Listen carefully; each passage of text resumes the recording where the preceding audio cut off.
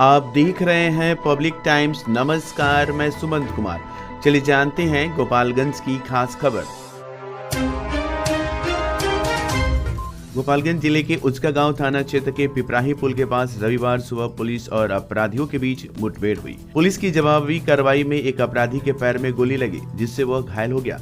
Police ने तुरंत उसे हिरासत में ले लिया और इलाज के लिए सदर अस्पताल भेजा। प्राथमिक उपचार के बाद गंभीर स्थिति देखते हुए उसे पटना पीएमसीएच रेफर कर दिया गया। घायल बदमाश की पहचान भगवान टोला गांव निवासी अभिषेक कुमार यादव 22 वर्षीय के रूप में हुई है। पुलिस के अनुसार अभिषेक पर शिक्षक अरविंद यादव की हत्या में शामिल होने का आरोप है। पुलिस को सूचना मिली कि शिक्षक अरविंद यादव की हत्या का मुख्य आरोपी अभिषेक अपने घर में छिपा हुआ है। सूचना पर पुलिस ने त्वरित कार्रवाई करते हुए उसे गिरफ्तार किया। पूछताछ के दौरान अभिषेक ने हथियार छिपाने की बात स्वीकार की। पुलिस जब उसे पिपराही पुल के पास हथियार बरामद करने ले गई तो उसने मौके का फायदा उठाकर पुलिस पर फायरिंग कर भागने की कोशिश की। पुलिस ने आत्मरक्षा में जवाबी फायरिंग की, जिसमें एक गोली अभिषेक के पैर में लगी। घायल अवस्था में उसे तुरंत इलाज के लिए अस्पताल ले जाया गया। 10 जनवरी को शिक्षक अरविंद यादव की घर से स्कूल जाते समय गोली मारकर हत्या कर दी गई थी। पुलिस को लंबे समय से अभिषेक को तलाश थी। मुठभेड़ के बाद पुलिस ने एक पिस्टल और जिंदा कारतूस भी बरामद किए। हथुआ एसडीपीओ आनंद मोहन गुप्ता ने बताया कि पुलिस ने पूरी घटना में संयम और सूझबूझ से काम लिया। स्थिति अब नियंत्रण में है और आरोपी का इलाज चल रहा है। यह मुठभेड़ पुलिस की मुस्तैदी और अपराधियों के बढ़ते दबाव का उदाहरण है। अपराध और न्याय के इस संघर्ष में पुलिस की सक्रियता से जिले में कानून व्यवस्था की स्थिति मजबूत हुई है। क्या कुछ मिला? दिनांक 10/1/2025 को पूर्व मुखिया अरविंद यादव जो अपने स्कूल में अटेंडेंस लगाने के लिए जा रहे थे, तो उनकी रास्ते में ही कुछ लोगों के द्वारा घेर करके और हत्या की गई। हम लोग के द्वारा एफआईआर दर्ज की गई और जो परिवार वालों को जिन व्यक्तियों पे डाउट था, उनकी हम लोगों ने 3 व्यक्तियों की उसी समय गिरफ्तारी की थी और शूटर की पहचान हम लोगों ने तभी कर ली थी और उसकी गिरफ्तारी के लिए हम लोगों ने एसआईटी बना करके अलग अलग जगह पर रेड कर रहे थे। उसी दौरान में कल हम लोगों ने 2 लोगों की गिरफ्तारी की, जिनमें एक जो मुख्य शूटर था जिसका नाम अभिषेक यादव है, इसकी हम लोगों ने गिरफ्तारी की है और जो लाइनर का काम किया और जो गाड़ी उपलब्ध करवाया है रंजीत गोस्वामी, इसकी हम लोगों ने गिरफ्तारी की है। गिरफ्तारी के बाद में उसने अपना जो जुल्म है, जो आरोप है, वो उसकी कबूला और उसने बताया कि जहाँ पर उसने अपराध किया था और जिस वेपन से उसने अपराध किया था वो उसने वृंदावन गांव में ही नहर के पास में छुपाया हुआ था। तो जब हम लोग उसकी रिकवरी करने जा रहे थे तो उसी के दौरान उसने रिकवरी के टाइम पे गार्ड उतर करके और पुलिस को चकमा दे करके भागने की कोशिश की और जो छुपाया हुआ पिस्टल था उससे पुलिस पार्टी के ऊपर फायरिंग की। हम लोग के द्वारा अलग अलग अपनी पोजीशन लेते हुए बार 2 बार उसको चेतावनी दी। चेतावनी के बाद में भी उसने फायरिंग की, तो हम लोग के द्वारा आत्मरक्षार्थ और कंट्रोल्ड मैनर में फायरिंग की और जवाबी कार्रवाई में उसके लेफ़्ट नी में फायर आर्म इंजरी लगी है। अभी वो सुरक्षित है और बाकी जो विधि व्यवस्था की समस्या भी सामान्य है। इसमें केस के डिटेक्शन के बाद में और भी कई सारे लोगों के नाम आए हैं और घटना का मुख्य वजह भी सामने आया है। मुख्य वजह घटना का है, जो मृतक थे अरविंद यादव, ये अपने क्षेत्र के और अपने समाज के एक प्रभावशाली व्यक्ति थे और क्योंकि पूर्व मुखिया रहने के नाते इनके द्वारा कई सारे जो स्थानीय ज़मीनी विवाद हुआ करते थे उनमें इन्वॉल्व होकर के और एक पक्षीय कार्रवाई की जाती थी या फिर एक आदमी का सपोर्ट दिया जाता था और दूसरा पक्ष इनके डर से कुछ बोलता नहीं था। तो कई ऐसे व्यक्ति थे जो इनकी जो आदत थी इससे परेशान थे।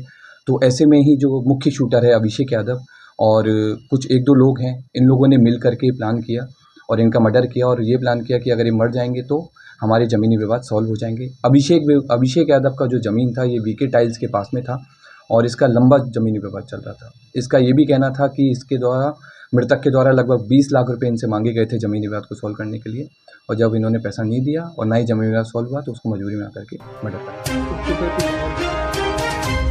गोपालगंज के थावे स्थित जिला शिक्षण प्रशिक्षण संस्थान डाइट में मृत पाई गई युवती राधिका कुमारी की अपनी जान लेने के मामले में रविवार देर शाम एसपी अवधेश दीक्षित ने घटनास्थल का निरीक्षण किया। एसपी ने मामले की हर पहलू से जांच की और उपस्थित थाना अध्यक्ष धीरज कुमार से घटना की विस्तृत जानकारी ली। पुलिस अधिकारियों को इस मामले में त्वरित कार्रवाई करने के लिए कई महत्वपूर्ण दिशा निर्देश दिए गए। साथ ही नामजद आरोपियों को जल्द गिरफ्तार करने का आदेश दिया गया। सदर एसडीपीओ प्रांजल कुमार ने बताया कि जांच के दौरान कई अहम सुराग हाथ लगी हैं। फॉरेंसिक टीम की जांच और तकनीकी विश्लेषण के आधार पर भी महत्वपूर्ण जानकारियां मिली हैं, जिन पर पुलिस तेजी से काम कर रही है। उन्होंने आश्वासन दिया कि घटना में शामिल सभी आरोपियों को जल्द गिरफ्तार कर लिया जाएगा। घटनास्थल पर एसआई जितेंद्र कुमार समेत अन्य पुलिस अधिकारी भी मौजूद रहे। इस जांच में पुलिस हर पहलू को ध्यान में रखते हुए कार्रवाई कर रही है ताकि पीड़िता को न्याय दिलाया जा सके।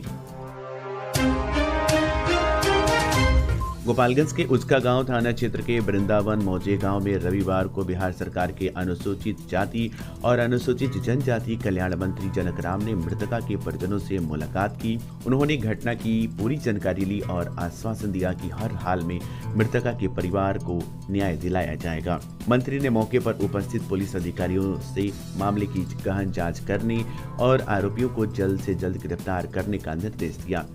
उन्होंने कहा कि सरकार गरीबों और वंचित वर्गों के अधिकारियों की रक्षा के लिए पूरी तरह प्रतिबद्ध है। किसी भी गरीब पर अत्याचार या अन्याय बर्दाश्त नहीं किया जाएगा।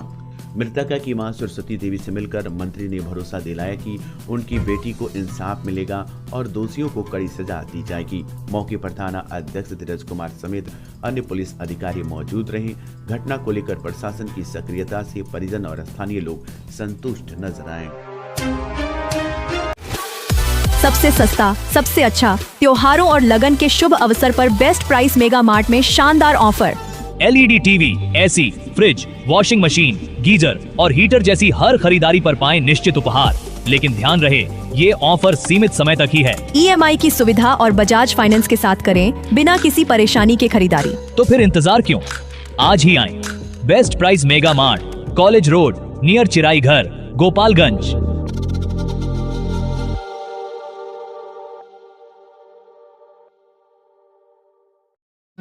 सीवान जिले का यूपी और बिहार का मशहूर जिफिसेट एकेडमी में करें सेफ्टी ऑफिसर का कोर्स और 5 से 6 महीने में बने सेफ्टी ऑफिसर। जी हाँ, जिफिसेट एकेडमी आपको दे रहा है कोर्स के दौरान ही जॉब की गारंटी।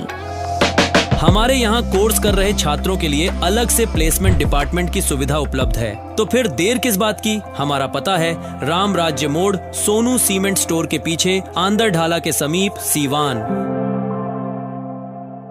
खेतान फैशन पिछले 10 वर्षों से आपकी सेवा में। अब आपके शहर गोपालगंज में एक नई उपलब्धि के साथ मुरलीवाला मार्केट मेन रोड पर स्थित Khetan fashion a multi brand showroom लाया है मेंस और लेडीज वेयर का बेहतरीन कलेक्शन। आपके पसंदीदा ब्रांड्स जैसे US Polo, Monte Carlo, Duke, Manyavar, Killer, Integrity, Jockey, Lawman PG3 और वैन ह्यूजन अब एक ही छत के नीचे। तो आइए अपने फैशन स्टाइल को नई ऊंचाइयों पर ले जाइए। खेतान फैशन एक मल्टी ब्रांड शोरूम के साथ संपर्क करें। मुरलीवाला मार्केट मेन रोड, गोपालगंज। राष्ट्रीय जनता दल राजद की सदस्यता अभियान अपने अंतिम चरण में है, जिसमें जिले को मिले साक्ष्य का 95% पूरा हो चुका है। ये जानकारी राजद के जिला अध्यक्ष दिलीप कुमार सिंह ने जिला कार्यकारी, प्रखंड अध्यक्ष और प्रकोष्ठ अध्यक्षों की बैठक में दी। श्री सिंह ने बताया कि गोपालगंज जिले के लिए 1 लाख नए सदस्य बनाने का लक्ष्य तय किया गया था, जिनमें अब तक 90,000 से अधिक लोग राजद के सदस्य बन चुके हैं। शेष लक्ष्य को 30 जनवरी तक पूरा कर लिया जाएगा।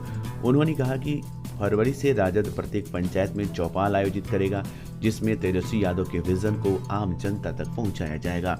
उन्होंने बताया कि तेजस्वी यादव के विजन के तहत सत्ता में आने पर महिलाओं को हर महीने 2500 रुपए दिए जाएंगे और प्रत्येक परिवार को 200 यूनिट बिजली मुफ्त मिलेगी। बैठक को संबोधित करते हुए राजद के प्रधान महासचिव इम्तियाज अली भुट्टो ने कहा कि आगामी विधानसभा चुनाव को ध्यान में रखते हुए सभी कार्यकर्ताओं का एकमात्र उद्देश्य तेजस्वी यादव को मुख्यमंत्री बनाना होगा। बैठक में जिला उपाध्यक्ष सुनील कुमार बारी, मोहम्मद सोनू, पुष्पराम गुप्ता एवं अन्य कार्यकर्ता शामिल रहे। गोपालगंज के हथुआ नगर पंचायत स्थित दुर्गा मंदिर परिसर में 17 से 20 मार्च 2025 तक अखिल विश्व गायत्री परिवार द्वारा 24 कुंडलीय गायत्री महायज्ञ का आयोजन होगा। इसके लिए भूमि पूजन का कार्यक्रम 2 फरवरी को बसंत पंचमी पर होगा। आयोजन की तैयारियों को लेकर रविवार को बैठक हुई, जिसमें यज्ञ संचालन समिति का गठन किया गया। समिति में लक्ष्मण प्रसाद को अध्यक्ष, श्यामलाल प्रसाद को उपाध्यक्ष, संजय स्वदेश को कोषाध्यक्ष और ओम प्रकाश चंद्रवंशी को सचिव चुना गया। यज्ञ में हजारों लोग शामिल होंगे और नामांकन, उपनयन, विद्यारंभ जैसे संस्कार निःशुल्क कराए जाएंगे। हर दिन हवन, पूजन, कथा और महाप्रसाद की व्यवस्था होगी। आयोजन को लेकर क्षेत्र में उत्साह है और इसे सफल बनाने के लिए तैयारियां तेज हैं। गायत्री परिवार की गतिविधियों को समाज में संस्कार और सद्गुणों के विकास में अहम माना जा रहा है। बरौली सीएचसी के अंतर्गत 102 एम्बुलेंस सेवा के कर्मियों की हड़ताल पर जाने से मरीजों, खासकर प्रसव पीड़ित महिलाओं की मुश्किलें बढ़ गई हैं। 18 जनवरी से शुरू हुए इस अनिश्चितकालीन हड़ताल में एम्बुलेंस कर्मी अपनी 7 सूत्री मांगों के समर्थन में आंदोलनरत हैं। अस्पताल में मौजूद 2 एम्बुलेंस सेवा से जुड़े चालक और अन्य कर्मचारी हड़ताल पर हैं। उनकी मांगों में श्रम अधिनियम के तहत वेतन भुगतान, 60 वर्ष की उम्र तक नौकरी का प्रावधान, नियुक्ति पत्र जारी करने, सैलरी स्लिप देने और एम्बुलेंस की MVI एवरेज जैसी सुविधाएं शामिल हैं। हड़ताल के दौरान कर्मचारियों ने कुचायकोट के जदयू विधायक अमरेंद्र पांडे को मांग पत्र सौंपा। मांग पत्र सौंपने वालों में छोटेलाल, अरविंद कुमार, प्रकाश प्रसाद, कृष्ण रावत, सत्यनारायण और सुजीत कुमार शामिल थे। हड़ताल के चलते इस अनिवार्य सेवा के बाधित होने से क्षेत्र के मरीजों को गंभीर समस्याओं का सामना करना पड़ रहा है। गोपालगंज जिले के बोरे प्रखंड के इमलिया गांव स्थित प्राथमिक विद्यालय में रविवार 19 जनवरी 2025 को एक क्रंतोगोनल फाउंडेशन ने निःशुल्क चिकित्सा शिविर आयोजित किया। इस शिविर में विशेष डॉक्टरों ने सैकड़ों ग्रामीणों की जांच की और दवाएं वितरित की। शिविर में न्यूरो, गायनी, ENT, ऑर्थो सहित विभिन्न रोगों का निःशुल्क इलाज और परामर्श दिया गया। फाउंडेशन के चेयरमैन मोहम्मद समीम ने युवाओं से शिक्षा, स्वास्थ्य और रोजगार के क्षेत्र में योगदान देकर भारत को बेहतर बनाने की अपील की। उन्होंने हर जिले में अनाथ और असहाय बच्चों के लिए विद्यालय खोलने की योजना की भी घोषणा की। कार्यक्रम का उद्घाटन फाउंडेशन के राज्य अध्यक्ष सत्यप्रकाश तिवारी ने किया। उन्होंने इसे शिक्षा और स्वास्थ्य में सुधार की दिशा में बड़ा कदम बताते हुए ग्रामीण युवाओं से इस पहल में सक्रिय भागीदारी की अपील की। इस अवसर पर संस्था के उपाध्यक्ष मनिरका राम, अखिलेश पांडे, कौशल तिवारी, विश्वजीत, डॉक्टर हैदर और अन्य गणमान्य लोग मौजूद थे। नेहरू युवा केंद्र के सदस्यों ने ट्रैफिक नियमों के पालन को प्रोत्साहित करने के लिए शहर के विभिन्न चौक चौराहों पर जागरूकता अभियान चलाया। इस दौरान बिना हेलमेट और सीट बेल्ट के वाहन चलाने वालों पर फूल फेंकते हुए उन्हें ट्रैफिक नियमों का महत्व समझाने की अनूठी पहल की। सदस्यों ने अलग अलग टोलियों में अभियान चलाते हुए लोगों को समझाने का प्रयास किया और उनकी फूल जैसी जिंदगी को क्यों दांव पर लगाया जाए। उन्होंने कहा कि ट्रैफिक नियमों का पालन करके न केवल अपनी बल्कि दूसरों का जीवन भी सुरक्षित रखा जा सकता है।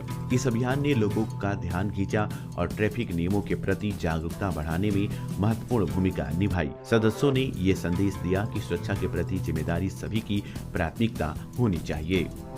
ये अभियान नेहरू युवा केंद्र के तत्वाधान में माई भारत की तरफ से कराया जा रहा है। इसमें यातायात पुलिस के सहयोग से हम लोग जो हेलमेट नहीं पहन रहे हैं उनको हेलमेट पहनने के लिए जागरूक किया जा रहा है। मोटरसाइकिल को और 4 व्हीलर वालों को सीट बेल्ट लगा के चलने के लिए जागरूक किया जा रहा है।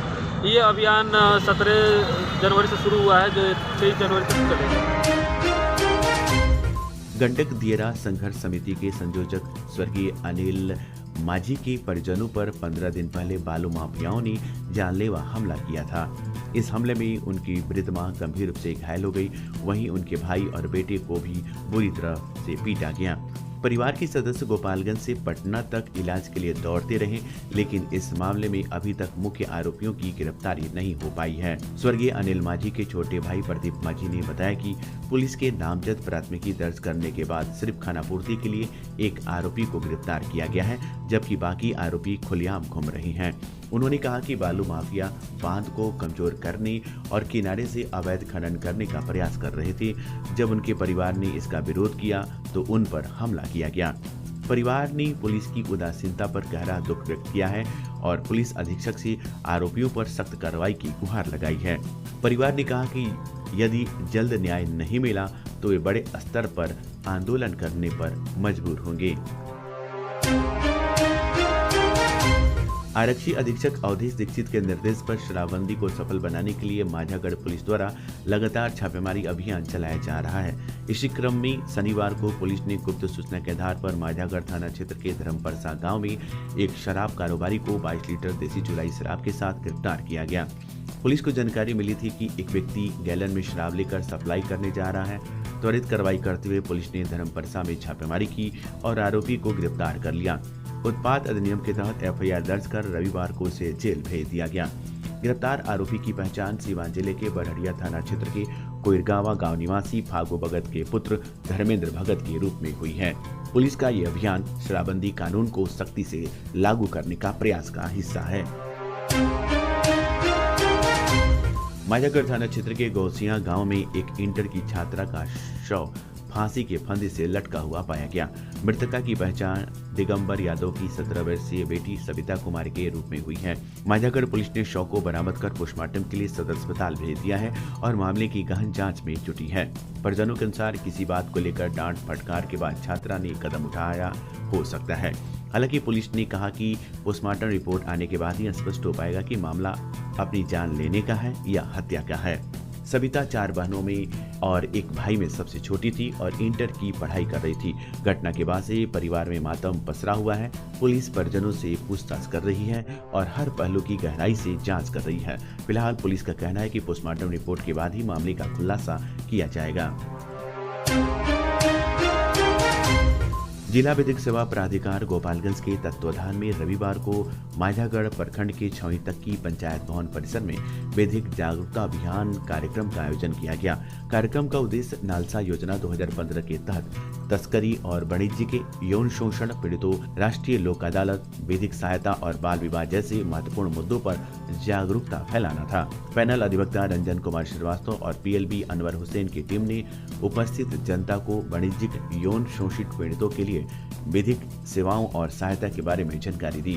साथ ही आगामी 8 मार्च 2025 को व्यवहार न्यायालय परिसर गोपालगंज में आयोजित होने वाली राष्ट्रीय लोक अदालत के बारे में बताया गया। इसमें बैंक ऋण, ग्राम कचहरी, पारिवारिक श्रम, माप तौल और अन्य सुलहनीय वादों को निष्पादित करने का प्रक्रिया पर प्रकाश डाला गया। कार्यक्रम के दौरान पीएलबी द्वारा जिला विधिक सेवा प्राधिकार और सरकार की विभिन्न कल्याणकारी योजनाओं के बारे में हैंडबिल भी वितरित किए गए। स्थानीय ग्रामीणों को इन योजनाओं और विधिक सेवाओं का लाभ लेने के लिए प्रेरित किया गया। इस आयोजन में पंचायत के मुखिया, सरपंच, वार्ड सदस्य, पंच, अन्य जनप्रतिनिधि और स्थानीय ग्रामीणों ने उत्साहपूर्वक भाग लिया। कार्यक्रम ने विधिक जागरूकता और कानूनी सेवाओं के प्रति ग्रामीणों में सकारात्मक संदेश फैलाया। तो ये थी गोपालगंज की खास खबर। आपका दिन शुभ हो। धन्यवाद।